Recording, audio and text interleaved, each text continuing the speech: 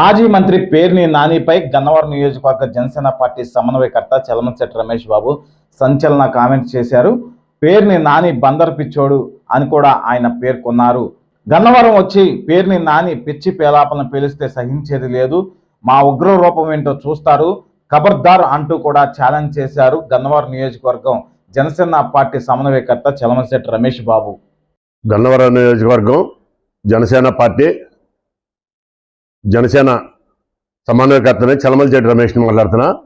నిన్న గన్నవరంలో 4వ తారీఖున పేర్ని నాని గారు కార్యక్రమానికి గన్నవరం ఇచ్చేసి ఆయన ఏం మాట్లాడుతున్నారో, ఆయన ఏం చెప్తున్నారో ప్రజలకి కూడా ఎవ్వరికీ అర్థం కాని పరిస్థితిలో నాని గారు దిగజారిపోయారు. నాని గారు మీరు చాలా, ఎందుకంటే మేము నాయకులను ఎవరినైనా సరే ఏకవచనంతో లేకపోతే ఎలా పడితే అలా మాట్లాడే సంస్కారం మా జనసేన పార్టీలో లేదు. అందుకనే మేము గౌరవించి మాట్లాడుతున్నాం నాని గారు అని, లేకపోతే నాని గారు అని మాట్లాడాల్సిన అవసరం అయితే ఖచ్చితంగా లేదు. ఎందుకంటే ఈ కృష్ణా జిల్లాలో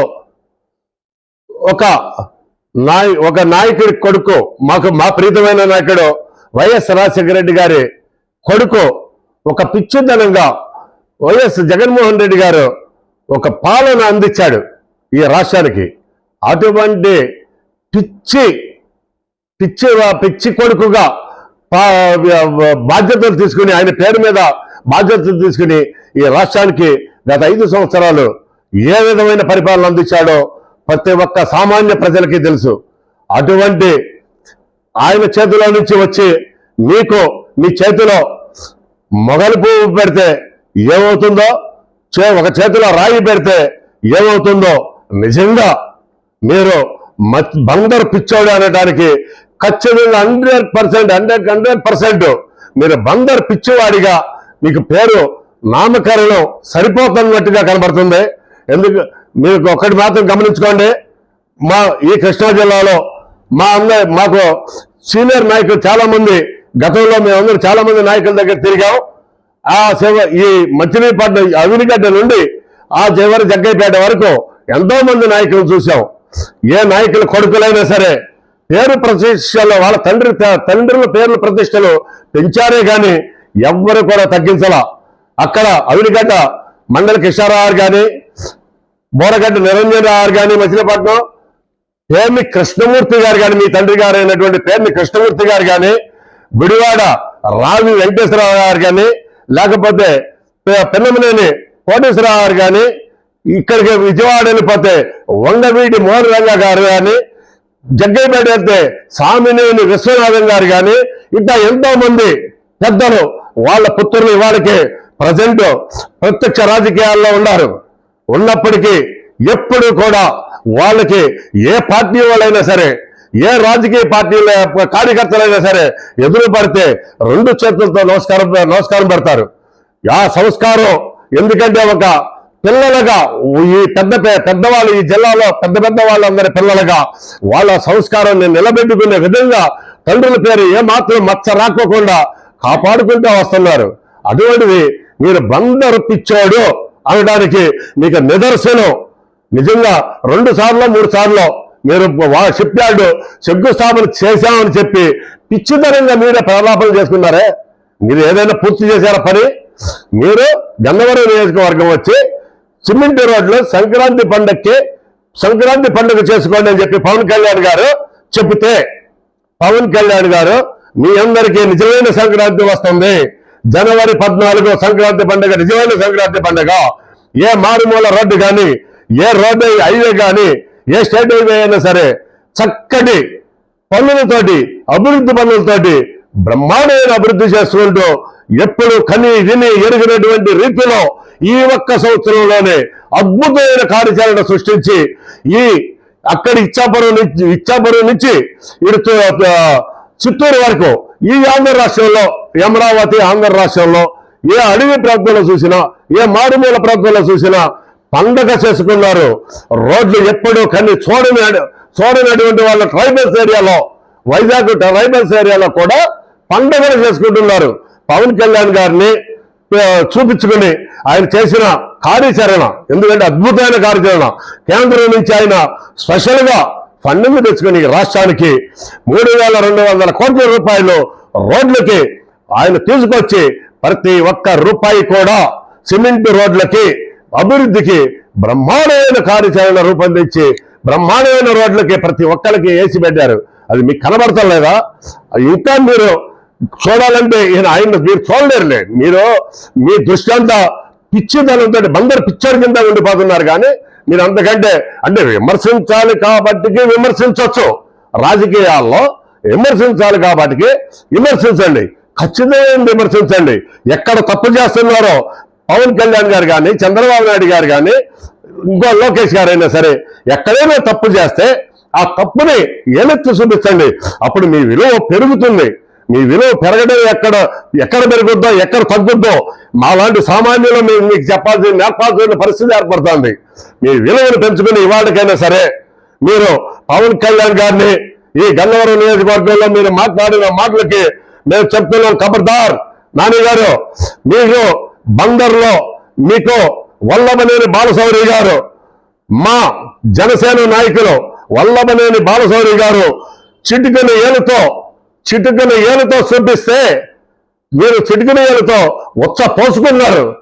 ఈ రాష్ట్ర ప్రజలందరూ చూశారు. అదే బాలశౌరి గారు మీకు దమ్మెమని ఉంటే మీరు ప్రిపేర్ అవ్వండి. ఈ మచిలీపట్నం నియోజకవర్గంలో బాలశౌరి గారు, మా ప్రీతమ నాయకుడు బాలశౌరి గారికి పోటీగా రేపు ఎంపీగా మీరు రండి. మీ అలా సర్వీస్ చేసుకుంటే రండి. మేము అక్కడ ఓట్ల రూపాయన మీకు డిపాజిట్లు కూడా రాకోకుండా ఈ మచిలీపట్నం నియోజకవర్గంలో బాలశౌరి గారు చూసి నేర్చుకోండి. ఎక్కడి నుంచో వచ్చాడు ఆయన, ఎక్కడి నుంచో ఇతర జిల్లాల నుంచి వచ్చి మీ మచిలీపట్నంలో స్థానం ఏర్పాటు చేసుకొని ప్రజల మన్ననలు పొందుతున్నాడు, అభివృద్ధి పనులు చేస్తున్నాడు. ఆయన అహర్నిశలు షిప్ యార్డ్ గురించి కానీ లేకపోతే ఆయిల్ కంపెనీల గురించి కానీ లేకపోతే సామాన్య ప్రజలకు కావలసిన వాటర్ ప్లాంట్ల దగ్గర నుండి ప్రతి ఒక్క పనిని అద్భుతంగా చేస్తున్నాడు. ఇటువంటి నాయకుడిని మీరు ఎప్పుడైనా చూసారా? అటువంటి నాయకుడి చేతి కింద పని చేశారా మీరు? మీ పక్కనే మచిలీపట్నం నియోజకవర్గంలో ఉన్నటువంటి బాలశౌరి గారిని చూసేనే నేర్చుకోండి. మీరు ఒకళ్ళు చూసేనే నేర్చుకోకపోతే మీరు చిరస్థాయిగా నా ప్రీతమైన నాయకుడు పేర్ని కృష్ణమూర్తి గారి కుమారుడిగా మీరు చాలా ఆయనకి మాత్రం పేరు మచ్చ తీసుకురాబకండి. మీ నాయకులందరూ ఇందాక చెప్పిన పేర్లు నాయకులందరూ చాలా గొప్ప నాయకులుగా మేము వాళ్ళకి చేతులెత్తి వాళ్ళకి ఆ నాయకులందరికీ అన్ని పార్టీల వాళ్ళం, ఒక పార్టీ వాళ్ళం కాదు, పార్టీలకు అతీతంగా నమస్కారం పెడతా ఉంటాం.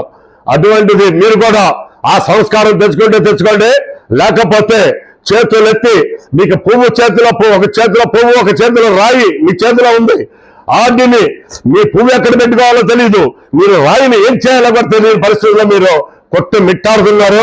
ఇక్కడ నుంచి అయినా సరే ఈ క్షణం నుంచి మీరు గన్నవరం నియోజకవర్గంలో ఇంకొకటి చెప్తున్నాం, ముఖ్యంగా గన్నవరం నియోజకవర్గంలో మా నాయకుడు తెలుగుదేశం పార్టీ ఎమ్మెల్యే అయినటువంటి యాదగిరి వెంకటరావు రోడ్లని సిమెంట్ రోడ్లని ఎప్పుడు చరిత్రలో ఈ గన్నవరం నియోజకవర్గంలో ఎప్పుడు చూడని విధంగా బ్రహ్మాండమైన సిమెంట్ రోడ్లను యుద్ధ ప్రాతిపదిక మీద రోజులు లెక్క పెట్టుకొని 210 రోజుల్లో మొత్తం రోడ్లు మొత్తం వేయించడం జరిగింది. మీరు గన్నవరం గురించి మాట్లాడారు కదా, ఒక సందు అవతలకి వెళ్ళండి, ఒక బజారు ఒక పక్క పల్లెటూరుకి వెళ్ళండి, మీకు ఎన్ని సిమెంట్ రోడ్లు కొత్తవి కనపడతాయో చూడండి. మీకు కళ్ళు మూసుకపోతే మీరు చెప్పలేం. కానీ యాలగడ్డ వెంకటరావు గారిని చూసేనా నేర్చుకోండి, వల్లభనేని బాలశౌరి గారిని చూసి నేర్చుకోండి. పని చేయటం అనేది పని చేయాలి, ప్రజలు పని చేసి మన్ననలు పొందండి. ఖబర్దార్ నాని గారు, మీకు చెప్తున్నాం, ఇదే ఫస్ట్ అండ్ లాస్ట్. ఇదే గన్నవరం నియోజకవర్గంలో మీరు మాత్రం పిచ్చి ప్రాలాపనలు చేస్తే జన సైనికులు మాత్రం వేరలో మేమందరం కూడా నిన్ను ఒంటి ఏలుతోటి మిమ్మల్ని ఎదుర్కోవడానికి మేము సిద్ధంగా ఉంటామని చెప్పి మీకు హెచ్చరిక చేస్తున్నాం. అక్రమ కేసులు పెట్టున్నారు, ఎక్కువ అక్రమ కేసుల మీద మీరు ఫోకస్ చేస్తున్నారు, రాష్ట్రం అభివృద్ధి గాలి వదిలేశారని కూడా పేరు నన్ను మాట్లాడుతున్నాను. అక్రమ కేసులు నిజంగా అక్రమ కేసులు ఎక్కడైనా పెడితే అక్రమ కేసులు ఏలెత్తి చూపించండి. ఏ ప్రభుత్వం అయినా సరే అక్రమ కేసులు పెడితే తప్పే, అన్యాయమైన కేసులు పెడితే ఎవరు పెట్టినా సరే తప్పే 100%. ఆ అక్రమ కేసులో ఎవరైనా పెట్టకూడదు.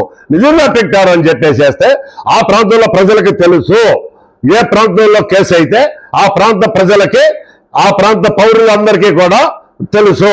మీరు అక్కడికి వచ్చి చెప్పండి ఇది నిజమైన కేసా అక్రమమైన కేసా అనేది ఆ ప్రాంత ప్రజలు మీకు తెలియపరుస్తారు. అప్పుడన్నా మీకు జ్ఞానోదయం అవుతుందేమో. లేకపోతే ఇంకోటి ఆ ప్రాంతంలో మీడియా మిత్రులను అడగండి. ఏ ప్రాంతంలో మీరు సలహా ఒకసారి మీకు తెలియదేమో. ఏ ప్రాంతానికైనా సరే వెళ్ళే ముందో మీకు తెలిసిన మీడియా మిత్రుల్ని, అంటే మీ పార్టీ పేపర్లు కాదు, మీకు తెలిసిన మీడియా మిత్రుల్లో సోషల్ మీడియాలో ఎవరినైనా ఇది నిజమైన కేసా కాదా అని ఊరికి నలుగురికి ఫోన్ కొట్టండి, ఏదో నెంబర్ తీసుకుని ఆ ఏరియా మీడియా మిత్రులకు ఇది నిజమా అబద్ధమా అని మీకు రిజల్ట్ వస్తుంది, ఖచ్చితమైన రిజల్ట్ వస్తుంది. ఆ విధంగా వేరే మీరు ప్రయాణం చేసి నేర్చుకోండి. కక్షపూరిత రాజకీయాల మీద ఎక్కువ ఫోకస్ చేస్తున్నారు, రాష్ట్ర అభివృద్ధి గాలి వదిలేశారని కూడా పేరునని మాట.